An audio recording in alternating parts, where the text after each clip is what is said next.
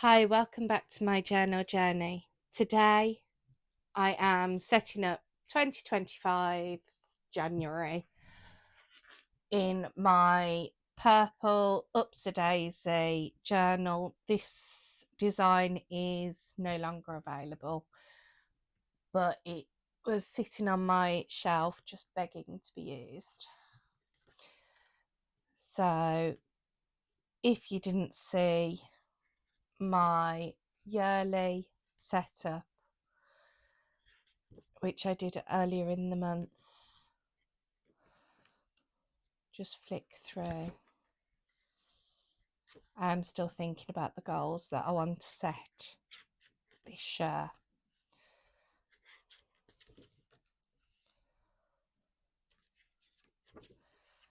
I had so much fun setting this one up. And ready for my next set of spreads. So on the 29th of January, it is National Jigsaw Day. So I thought I'd go with the jigsaw theme. I had this really old Upsy Daisy stencil, which has got some small jigsaw pieces that I'm going to use. And then this stencil is a self-made font stencil from my Cricut. It's quite thin plastic. And the font is a downloaded font off the internet called, I believe, Harmony Rainbow. I have decided to go for a pink theme, so I've picked out 2 Amazon washi tapes, one from the range and 2, I think this one's from Amazon, but I can't be sure, and I'm not 100% sure where the grid washi tape's from. And then for my pen selection, I have got 2 pink Tombos, 723 and 743, 2 jelly rolls, and a fine liner. I think that might be all my supplies, but we will have to see.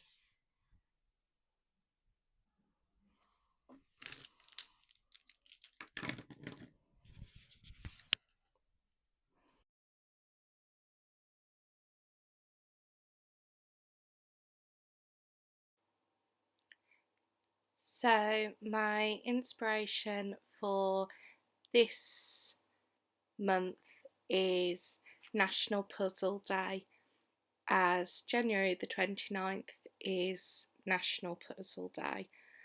I got the idea from last year or the year before, where I happened to do a rubber duck theme and then saw Joshi Corinne do a rubber duck theme, and she was basing her themes off unofficial days.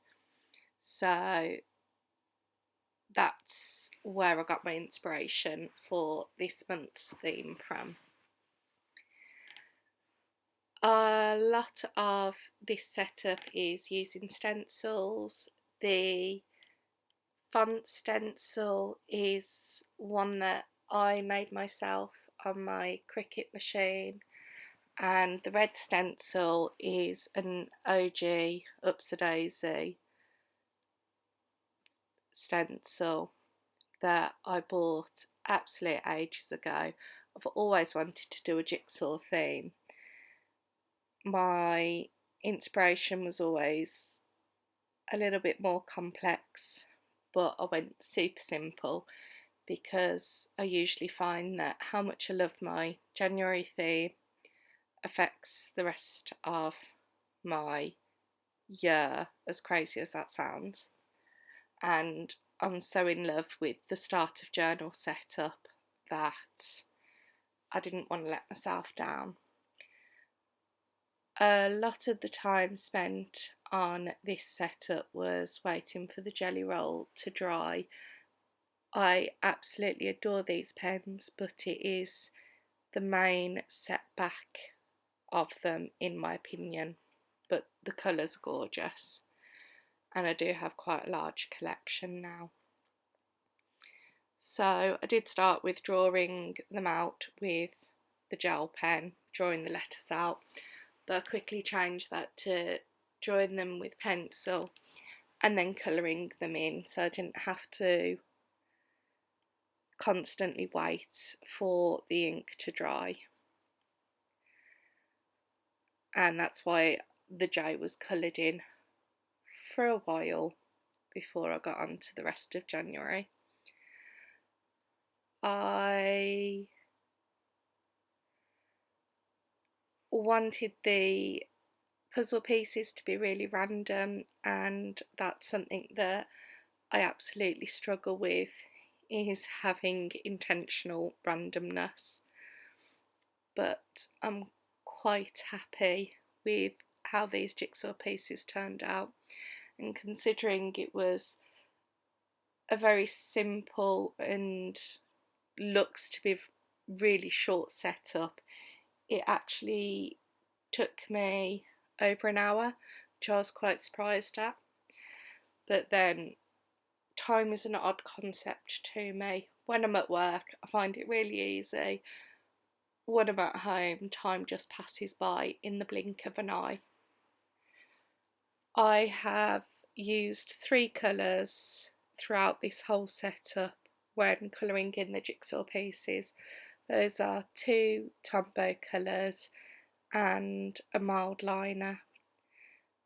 The Tombow colours are included at the end, but the mild liner, the writing on the side is not in English, so I don't actually know what the shade name is.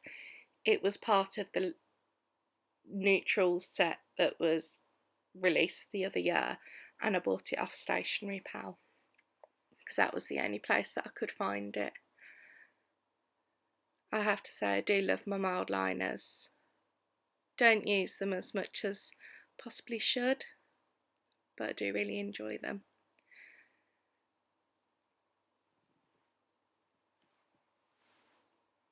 So I've kept this very, very simple, and it is just the jigsaw shapes.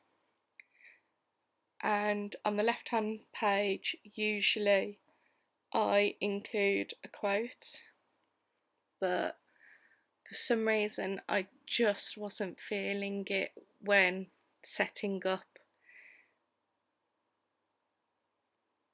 So I decided to go for some headers and have it as a main project list, dashboard, goals. I'm still working on my 2025 goals and constantly thinking about it. And when researching it, someone, can't remember who, I think it was on TikTok, said to write down your goals as if you have the perfect life. What would your perfect life look like? And I started doing that today, which led to me subscribing to Watch and Olive. It's funny how the brain works, but I am still looking at my goals for 2025. I want them to be right, and I want them to work for me. I had goals for 2024 and they were horrific, and I think that's because I was not clear enough in my intentions. You saw a ruler pop up there. I was going to split the goals section, but then I decided against it, and I've just highlighted every other line with, I think it's N95 Tombow. It just makes the page look a little bit more complete, where if the page is empty, I'm a lot more reluctant to actually write on it. I've used a few pink washi tapes in my setup. The two that I've used on these pages, I can't actually remember where they're from. One of them was a hand-me-down off my mum, so I think it was from Amazon. And I have included a few colour specific quote stickers, just because although I didn't have the motivation to write one, I was missing it. For my calendar page, I'm just going with the standard 3 centimetres by 3 centimetres. Bullet journaling has really helped me improve my times tables, and just using the Upsy Daisy bookmark at the side to make sure I get the shape of the calendar correct, which I don't think I do. I think I miss a day. I know that I've missed a day recently, but I'd rather miss a day than have an extra day. And just using my metal ruler to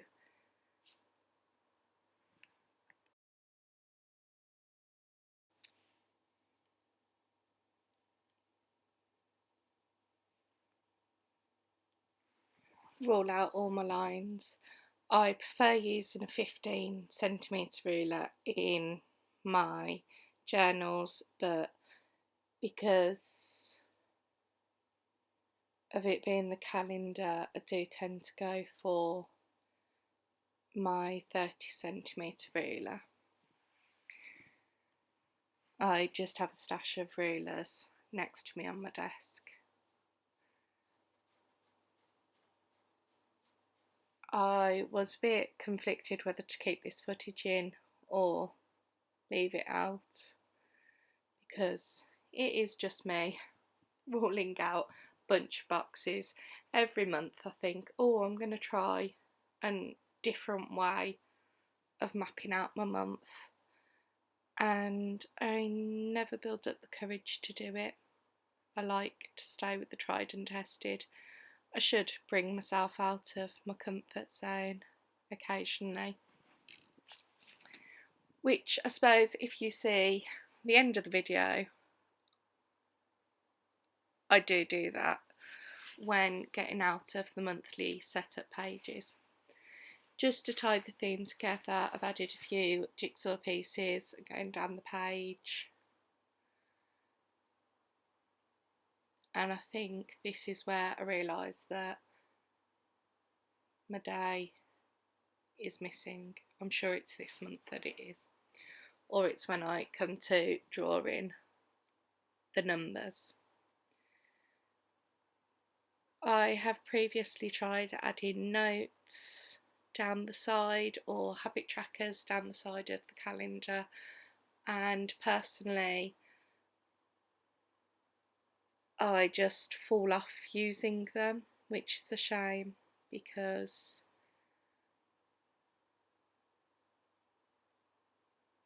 I do feel like the side of the calendar is a bit wasted. Just adding a bit more of the grid washi tape and a colour on there. Then I have a brainwave that, this is me counting boxes to see that I've missed one out. I have a brainwave that I'm on holiday for that first bit of January. I just have to double check with my counting. So I've added a piece of washi tape just to highlight the rest of the Christmas break,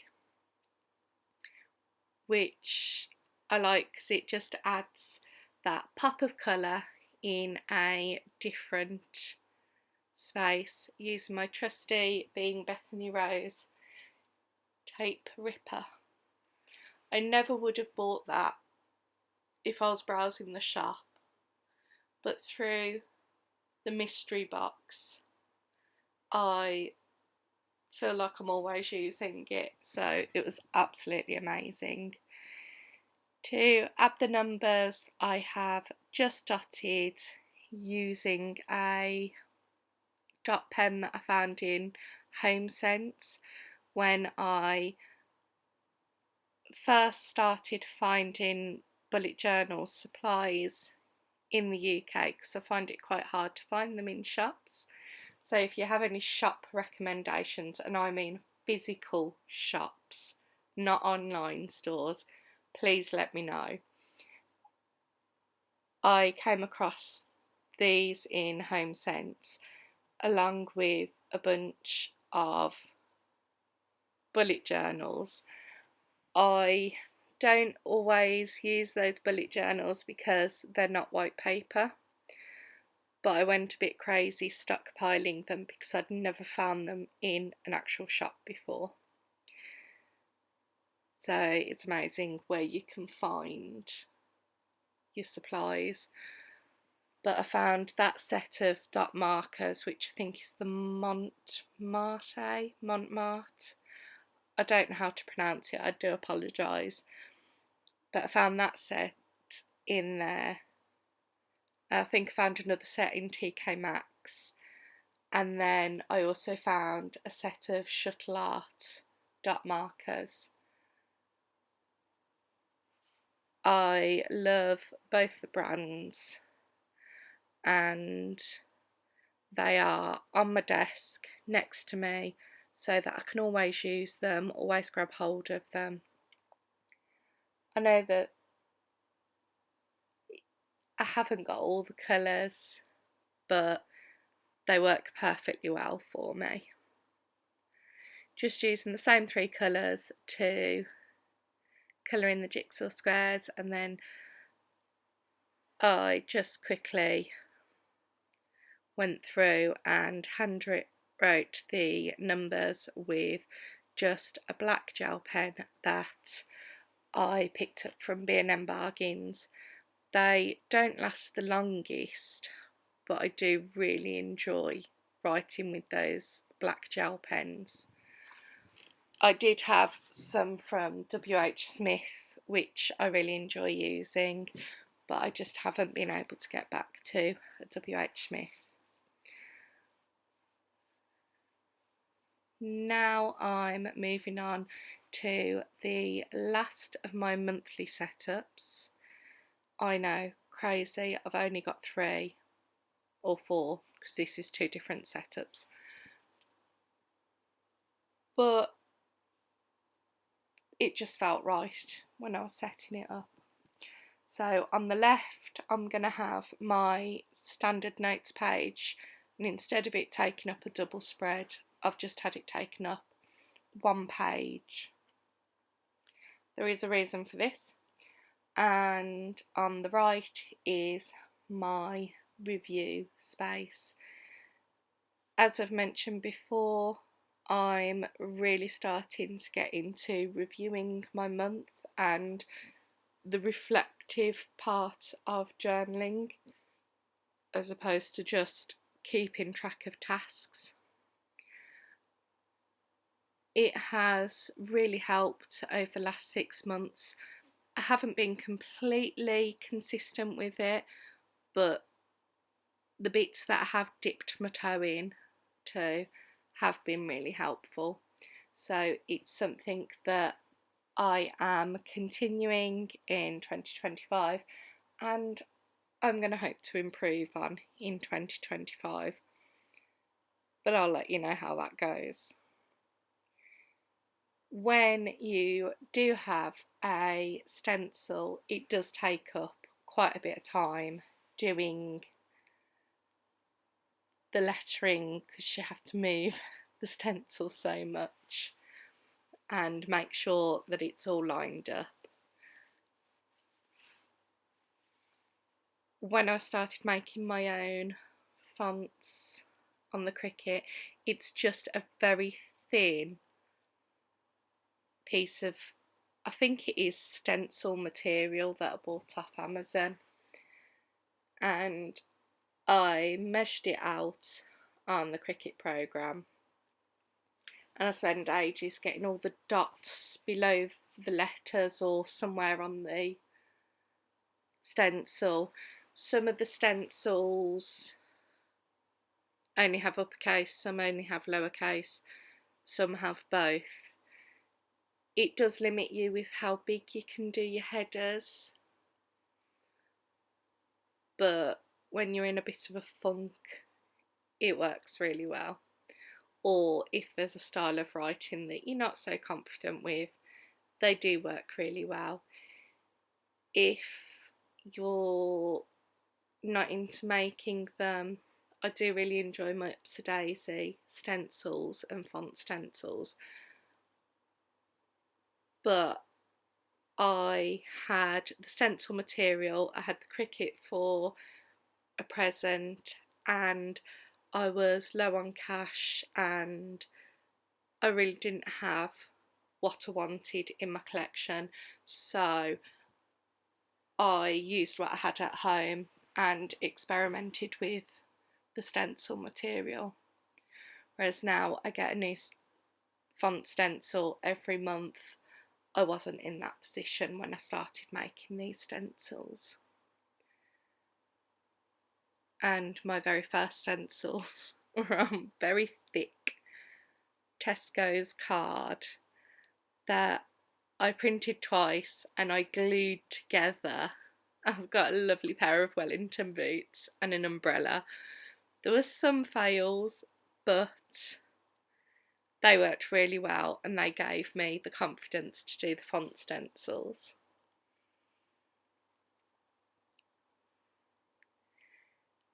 Most of this setup was writing out the titles and colouring them in with the gel pen. I don't regret a second of it. And then just adding another little quote sticker. My supplies were quite minimal for this setup, which sometimes I do enjoy. And then I've just added some jigsaw pieces just to keep the theme consistent so that it feels cohesive to me.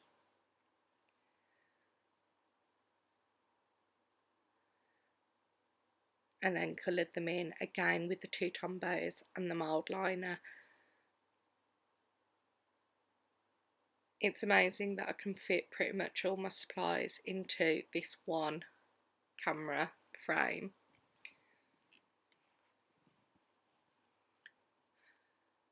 For my review, I think I've only left 4 spaces, so wins, challenges, next month, budget. I might have squeezed in a little highlights as well. Those areas for the basic review have helped. I'm not sure whether to include some reflection questions or whether to keep it quite open-ended. I did start using a set of 3 reflection questions partway through the year that did help on a daily basis, so I'm not sure whether it would help on the monthly basis. I need to get into the habit of reviewing as and when, not just leaving it till the last day of the month, because on the last day of the month I can't remember the first of the month, so trying to keep it all in and write it down at the end is a bit bonkers, so I'm going to review as and when a win or a challenge comes up. But then it's remembering, because when I'm at work, when I'm really busy with a ton of stuff to do, I do neglect this journal and I forget to pick it up, and I'm more focused on what's in my work journal, which for the most part is just one big to-do list each week. And that's my main use of the work journal. I did try and have them both together, but it so work and personal all in the one book, but it just didn't work for me. I know some people thrive that way, but I don't. I'm then just eyeballing where to draw my lines. By this point, I think I'd kind of given up. So nothing's measured out, it is just eyeballed. And that risk paid off very well.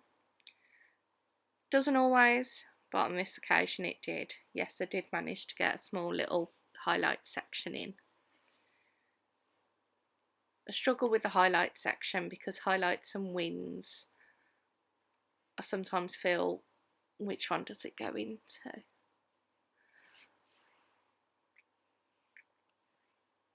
But I'm really enjoying December at the moment because I'm doing a lot of collaging for each day of December in the back of my Yop and Tom journal that I'm currently using. For January, I'm going along a very similar route that I've done in December, and instead of setting up 4 weeklies, I am doing a bit of a mashup of a weekly / daily setup. So in my head, the way that I see it working is each week we'll start with a calendar tab and a bit of washi, then the 2 boxes that I'm going to draw in using the Upsy Daisy weekly boxes, I think. I'm not sure, they'll by my desk, so I just picked them up to use. And that will have my weekly chore list for my house, because I split the deep cleaning into 4-week blocks. So I have my house deep clean list for one of the sections, and then a section for budget, because even though I've just said I've signed up to Archer and Olive subscription, which is very expensive, including shipping, even more expensive, I am really focusing on my budget. I'm hoping that between the Upsy Daisy subscription box and the Archer and Olive, that will quench my need for stationery, or it could just clutter my life up. I'll assess it after a few months. But I'm having 1 box per week for weekly jobs and 1 box per week just to oversee what I'm spending. I do have a budget journal, but it's where gets the notes first, to be honest. And that budget box is more of an overview. I've also just added in a jigsaw piece just because I can.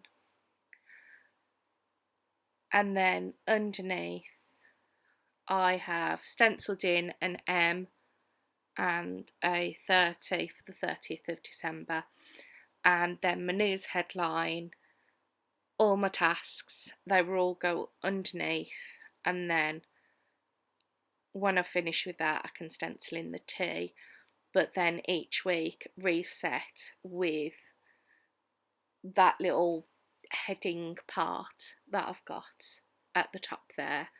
So that's why I say it's a bit of a mashup between a daily and a weekly.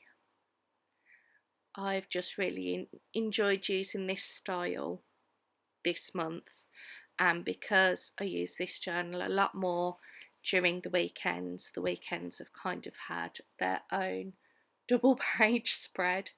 Not sure how well that's going to go in this journal, whether I've got enough space to do that for 6 months. Not sure, we shall see. But yeah, that is why I'm doing it, because it's worked this month and it's nice to split the tasks up, and then underneath of the tasks you can do your daily reflection,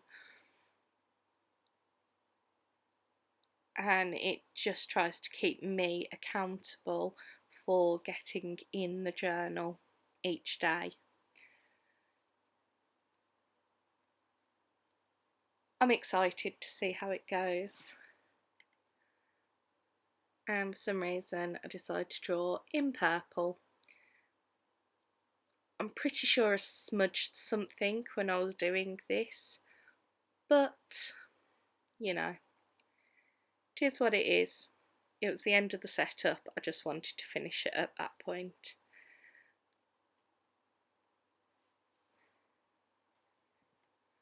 But that's the end of my January setup. I will do a flip through after I've finished this number. I hope you have a phenomenal Christmas and enjoy it safely. Take care. Please like and subscribe, and I shall speak to you soon. Bye.